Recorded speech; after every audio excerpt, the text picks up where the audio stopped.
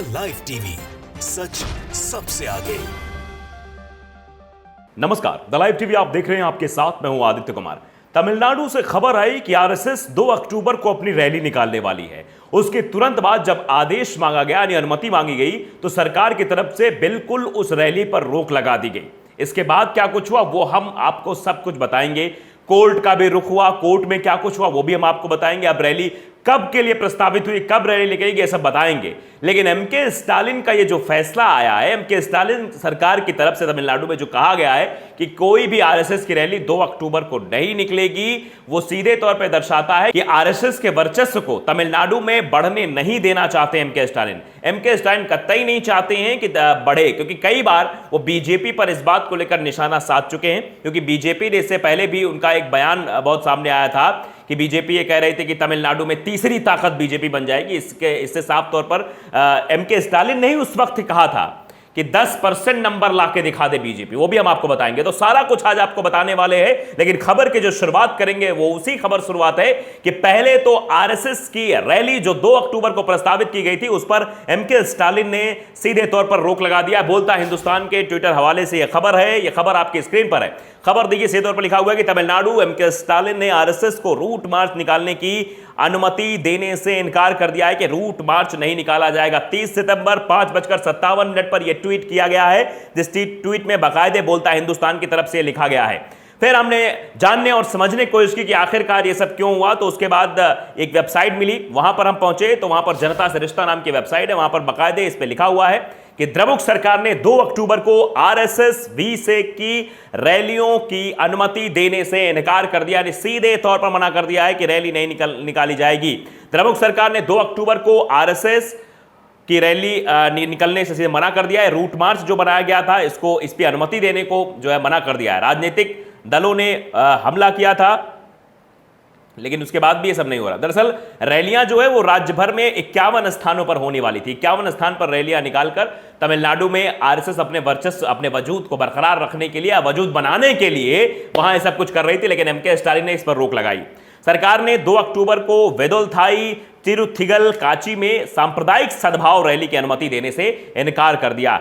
ऐसे समय में जब राज्य सरकार एहतियाती कदम उठाने के अलावा राज्य भर में कानून व्यवस्था बनाए रखने के लिए हर संभव प्रयास कर रही है, आरएसएस और अन्य संगठनों को 2 अक्टूबर की रैलियां निकालने और जनसभाएं आयोजित करने की अनुमति नहीं दी गई है। यह एक आधिकारिक विज्ञप्ति में कहा गया है। आधिकारिक विज्ञप्ति में यह कहा गया है कि ऐसे समय में जब सरकार एहतियात कदम उठा रही है, राज्य भर में कानून व्यवस्था बनाए रखने की सरकार कोशिश कर रही है, हर संभव प्रयास कर रही है, आरएसएस और अन्य संगठनों को 2 अक्टूबर की रैलियां निकालने और जनसभा आयोजित करने की अनुमति नहीं दी गई है। यह आधिकारिक बयान में सीधे तौर पर कहा गया है, क्योंकि हम कानून व्यवस्था बनाए रखना चाहते हैं। यानी इशारों ही इशारों में जो बातें कही गई है वो आप साफ तौर पर समझ सकते हैं।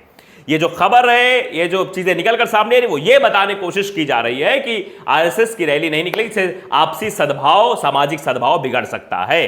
साथ ही साथ इसमें यह भी कहा गया कि पीएफआई वाले प्रतिबंध को लेकर भी बात कही गई है। इसके अलावा हाल के दिनों में राज्य में जो सांप्रदायिक भावनाएं भड़की हैं, वो घटनाएं जो हुई हैं, उनका हवाला देते हुए भी कहा गया है। इसके अलावा कुछ संगठनों ने राज्य सरकार से सांप्रदायिक सद्भाव जुलूस निकालने, मानव श्रृंखला बनाने की अनुमति मांगी है। उस दिन आरएसएस ने रूट मार्च निकालने की अनुमति मांगी। दरअसल जिस दिन जो एक सामाजिक सद्भाव को बनाने की एक रैली निकाली जा रही थी, उसी दिन आरएसएस वालों ने भी अपनी रैली निकालने की अनुमति मांग ली। जबकि कई सारी घटनाएं लगातार तमिलनाडु में हो रही हैं, तो सीधे तौर पर एमके स्टालिन ने कहा नहीं, कतई नहीं, अनुमति नहीं दी जाएगी। इसके बाद मामला कोर्ट तक पहुंच गया।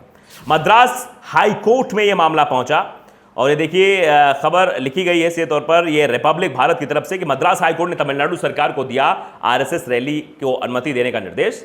अधिकारियों से यह बात कही। मद्रास हाईकोर्ट ने आरएसएस को बड़ी राहत देते हुए 2 अक्टूबर को प्रस्तावित रैली के बजाय 6 नवंबर को मार्च निकालने की अनुमति दी है। अदालत ने यह भी स्पष्ट किया कि अगर अधिकारियों ने आदेश का उल्लंघन किया तो उन्हें अवमानना का सामना करना पड़ेगा। यह बात भी कोर्ट की तरफ से कही गई है। न्यायमूर्ति जी के एनलाथिरैन ने कहा कि आपकी चिंता 2 अक्टूबर को है, जो गांधी जयंती का दिन होता है। उस स्थिति में इस कार्यक्रम को 6 नवंबर को आयोजित करने की अनुमति दी जा सकती है। यानी 2 अक्टूबर को जो रैली आरएसएस के द्वारा निकाली जानी थी, उस रैली को 6 नवंबर का दिन जो है कोर्ट ने मुकर्रर कर दिया। कहा गया आप 6 नवंबर को जो है रैली निकाल सकते, 2 अक्टूबर को नहीं। आरएसएस का प्रतिनिधित्व करने वाले वकील ने कहा कि हम 2 अक्टूबर को रैली अनुमति देने की प्रार्थना करते हैं। उन्होंने कहा कि जहां तक राज्य का सवाल, उन्हें अनुमति देनी होगी। जुलूस की अनुमति देना राज्य का कर्तव्य है, यह हमारा अधिकार है। अब रैली की तारीख 6 नवंबर कर दी गई है। तो 6 नवंबर को यह रैली निकाली जाएगी। कोर्ट का यह आदेश आ गया है कि 6 यानी 2 तारीख को नहीं, 6 तारीख को यह रैली निकाली जाएगी। 6 नवंबर को, अक्टूबर की जगह नवंबर हो गया है। इसके पहले भी कई बार जो है तमिलनाडु की जो सरकार है और उसके जो इस वक्त के मुख्यमंत्री एम.के. स्टालिन है, वो बीजेपी को आईना दिखा चुके हैं। दरअसल तमिलनाडु में भारतीय जनता पार्टी सोच रही है कि वो तीसरे नंबर की पार्टी बन जाए, वो तीसरी ताकत बनने का दावा कर रही। बार बार उसके नेता निकलकर सामने आकर ये कह रहे हैं कि जिस तरीके की चीजें निकलकर सामने आ रही हैं, एम.के. स्टालिन ने यह कह दिया कि पहले 10% तो बन के दिखाएं। स्टालिन ने कहा कि उत्तर प्रदेश में बीजेपी की संख्या कम हुई है और पंजाब में उसे 2 सीटें मिली हैं और कई बड़े नेता चुनाव हार गए हैं। उनका एक डिप्टी सीएम समेत 10 मंत्री चुनाव हार गए हैं। इसी तौर पर बात कही है उत्तर प्रदेश चुनाव के नतीजे आने के बाद। तो तमिलनाडु में जो तीसरी ताकत बनने की बीजेपी बात कर रही थी, राज्य के मुख्यमंत्री डीएमके यानी डीएमके प्रमुख जो है एम.के. स्टालिन ने करार प्रहार किया और रविवार को एक इंटरव्यू दिया, और रविवार का दिन था उस वक्त, और कहा कि यह दावा ऐसे ही है कि क्लास में एक बच्चा 90% नंबर लाता है, दूसरा 50% अंक और तीसरा 10% अंक। 10% अंक लाने के साथ तो वो बच्चा तीसरी ताकत बनने का दावा करता है। यानी ये सीधा अटैक बीजेपी की तरफ था कि 10% नंबर लाने वाला तीसरी ताकत बनने का दावा करता है। बीजेपी द्वारा हालिया विधानसभा चुनाव में भारी जीत हासिल करने के दावे को भी स्टालिन ने गलत बताया कि दावा गलत है। उन्होंने कहा कि उत्तर प्रदेश में बीजेपी की संख्या कम हुई है और पंजाब में उसे 2 सीटें मिली हैं और कई बड़े नेता चुनाव हार गए हैं। उनका एक डिप्टी सीएम समेत 10 मंत्री चुनाव हार गए उत्तर प्रदेश में। गोवा में बीजेपी के कई दिग्गज नेता और उत्तराखंड के मुख्यमंत्री भी चुनाव हार गए हैं, पराजित हुए हैं। लिहाजा पूरे तौर पर देखा जाए तो 5 राज्यों का जो ये विधानसभा चुनाव 2022 में हुआ, इसमें बीजेपी के लिए ये परिणाम चुनाव के जो है वो नकारात्मक रहे, ये एम.के. स्टालिन ने कहा चुनाव नतीजों के बाद।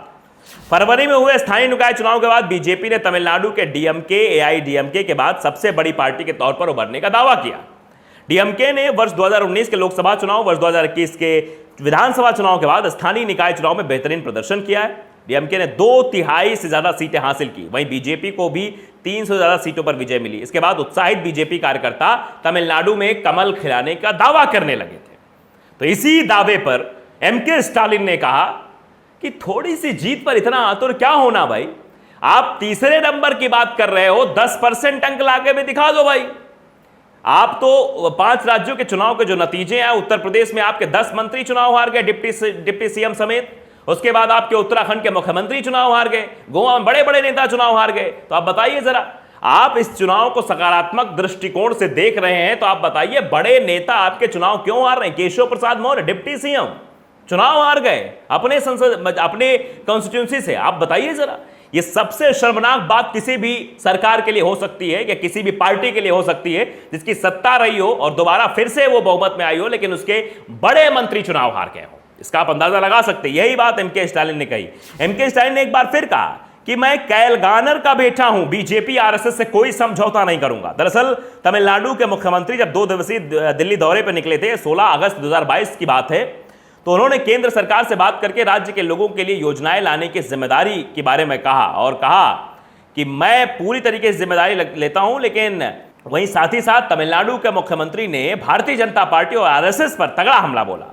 सीएम ने कहा कि राज्य और केंद्र सरकार के बीच एक रिश्ता है, ना कि डीएमके और बीजेपी के बीच। ये सीधे तौर पर कह दिया था कि डीएमके और बीजेपी के बीच कोई रिश्ता नहीं है, रिश्ता है राज्य सरकार और केंद्र सरकार के बीच। पार्टी की विचारधाराओं के बीच कोई संबंध नहीं है। अगर प्रधानमंत्री नरेंद्र मोदी से एक मुख्यमंत्री के तौर पर मैं मुलाकात करने जा रहा हूं तो मैं एक राज्य का मुख्यमंत्री हूं और वो देश के प्रधानमंत्री हैं। इसमें बीजेपी और हमारी पार्टी कोई संबंध नहीं है।